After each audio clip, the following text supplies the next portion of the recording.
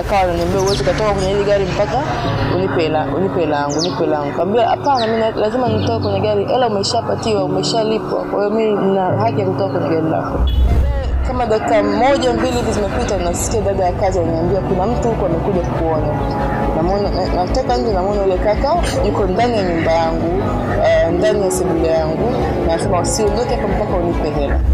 Yuko ndani ya nyumba yangu, sebuleni kwangu, ananiambia, ana shout very loudly, taka langu. Na mimi na shout loudly because at that time, you know, it's me, another girl, and my child. While he was driving, I actually thought he's taking me somewhere where he can rape me, or he wants to steal from me. Ilitokea kama mwaka mmoja na miezi kadhaa iliyopita. Ilikuwa usiku kama saa 5 hivi usiku. Natoka kutoka Masaki kwenda nyumbani Baribishi. Obviously kwa sababu ni usiku, sikutaka kuchukua bajaji au gari lolote ambalo naliona nje kama taxi au kama bajaji service. Kwa hiyo nikamwambia rafiki yangu anipigie Bolt. Yeye ni ana Bolt yake analipia kwa kadi. Tumefika Baribichi, tumefika mpaka nyumbani kwangu. Aka finish trip, ikaonesha pale kwamba amelipwa kwa kadi. 14,000 nafikiri ilikuwa. Akaniambia hapana, sitaki kulipa kwa kadi, wewe ndio unatakiwa unipe 14,000. Akawa ananiambia uweze kutoka kwenye ile gari mpaka unipe langu. Kaambia hapana, mimi lazima nitoke kwenye gari, ela umeshapatiwa, umeshalipwa. Kwa hiyo mimi nina haki ya kutoka kwenye gari lako. Mwishoni nikatoka kwenye gari, nikagonga kwenye geti, yeye pia akatoka kwenye gari lake. Alipotoka kwenye gari akawa amesimama mbele yangu, yani alikuwa mkubwa kidogo kuliko mimi. Amesimama mbele yangu anani basically shoutia kwamba nimlipe. Kaka geti akaja akafungua geti, and then ilikuwa kwa sababu usiku, yeye akafungua geti afa kaondoka. Nikaingia ndani ya geti. Sasa bahati mbaya nilipofunga geti, yeye mimi sikusikia kwamba geti limefunga. Yeye alikuwa ameshikilia ule mlango kidogo ili isifunge kabisa. Mimi nikaingia ndani ya geti, nikafikiri kwamba you know, it's okay, nimeshafika nyumbani, I'm safe. Kumbe amefikia geti. Kwa nimeingia ndani hivi, nikaenda mpaka nyumbani kwangu, nikawasha taa. Wakati huo nilikuwa naishi na mtoto wangu na dada ya kazi. Kwa dada ya kazi alikuwa anafanya babysitting. Alikuwa amekaa sebuleni, alikuwa amelala sebuleni, mtoto amelala chumbani. Kitu cha kwanza naingia nyumbani ni kwenda kumwangalia mtoto obviously. So nikaingia ndani, nikaenda chumbani kwangu kumwangalia mtoto, nimemshikilia.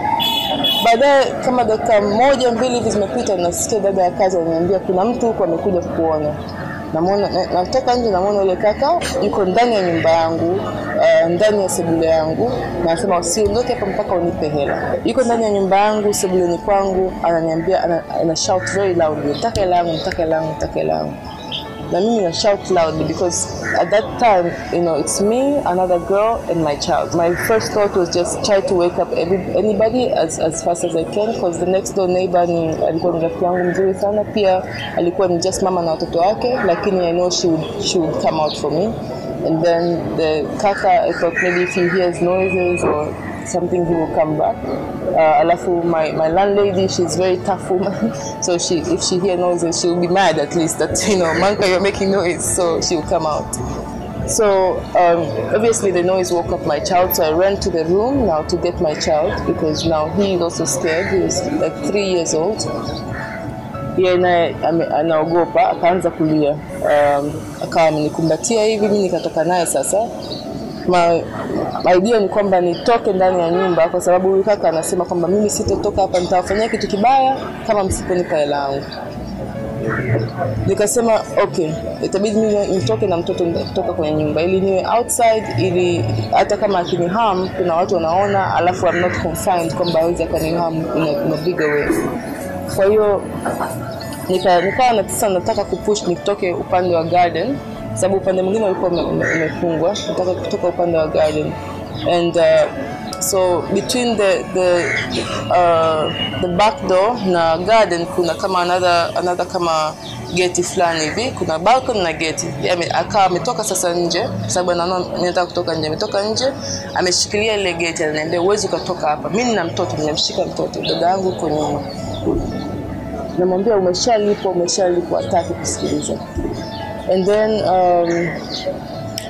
somehow I pushed, and he pushed me, but obviously he touched my child because my child was just in front of me. So he was trying to push me. I can push my child, and obviously I lost my mind because at this point you're not just touching me, and you're not in my space. You're also trying to harm my child. So I went kind of crazy, and I just started screaming very loudly, and I pushed the door, and I ran out to the garden. Sasa nikawa sasa napiga kelele kwa nguvu zaidi ili watu waamke. Bahati nzuri ile rafiki yangu, kwa sababu garden yetu ilikuwa kama zinashikana hivi, kwa hiyo yeye akaamka akatoka akasema manka nipe mtoto.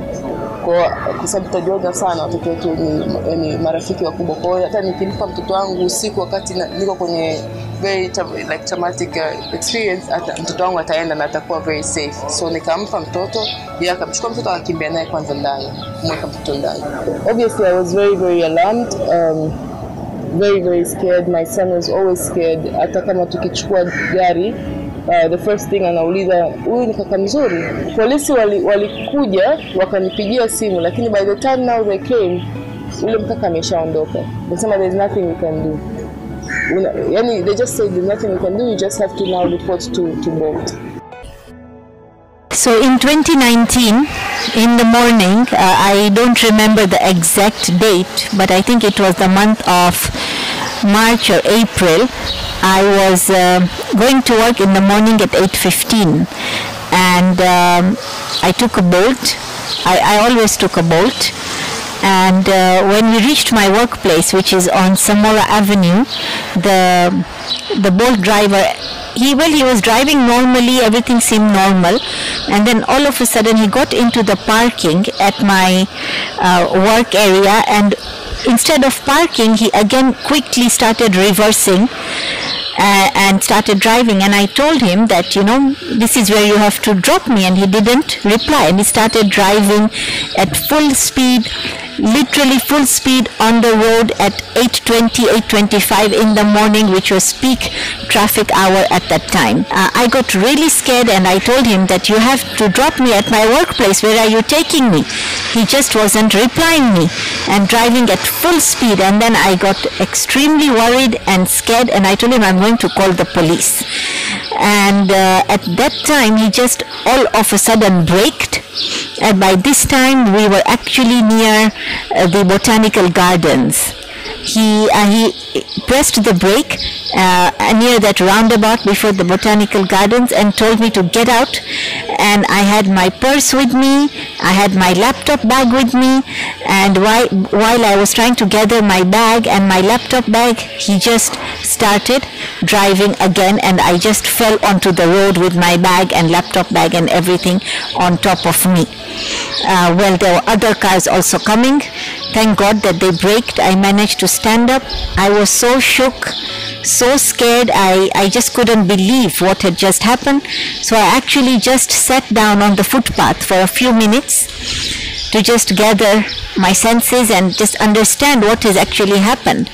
Because while he was driving, I actually thought he's taking me somewhere where he can rape me, or he wants to steal from me. As women, this is the first thing which comes to our mind, is that he's taking me somewhere where he can rape me, and that is a huge fear. And even 5 minutes you pass in that fear, it seems like something never ending.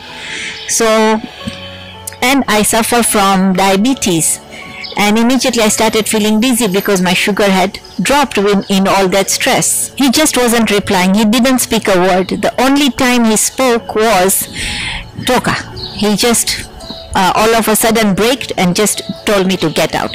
And while I was getting out, he started driving while my one leg was still in the car. But he actually took me to my office, entered into the parking lot, and without stopping there, he came out again. I don't know, maybe he was just trying to show in the app that he actually went to my office. I don't know if there is any technical explanation for this.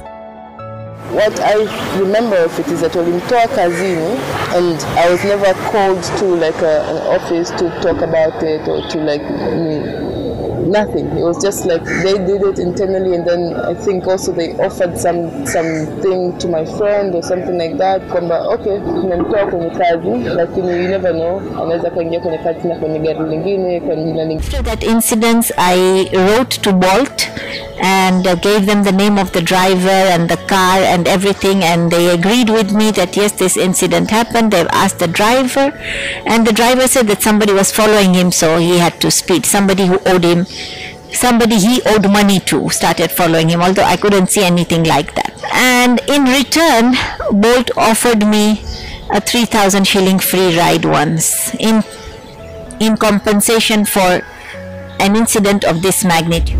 Kwa mimi nafikiria yani kampuni like this Bolt, kama Madereva wanaweza kufanya vitu kama hivi kwa sababu hamna ile yani sio kwamba wanajibu kwa watu juu yao, kwa kama government yani haina muda nao. Extremely upset with the management of Bolt that they do not understand the magnitude or the trauma that could be attached to such an incident. Yes, I think when there are so many complaints, there has to be some kind of regulatory mechanism, to ensure that the citizens are not being harmed or are not put in the face of danger. And I personally think that at intervals there has to be regulatory checkups from the side of government or bodies representing the government.